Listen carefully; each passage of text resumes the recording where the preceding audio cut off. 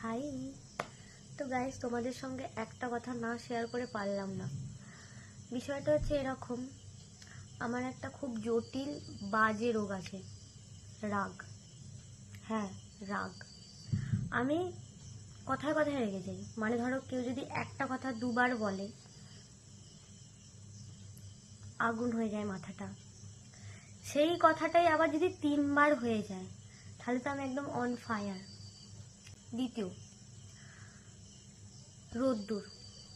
একটু যদি 5 মিনিট যদি রোদে আমাকে থাকতে হয়, আমার মাথা পুরো একদম এতটাই গরম হয়ে যায়, বাড়িতে এসে মায়ের সঙ্গে রাগারাগি করে ফেলি। তৃতীয়, খিদে। খিদে পেলে আমি আমার মাথা এইটুকুও শান্ত রাখতে পারি না, রেগে যাই। কার ওপর দেখাবো?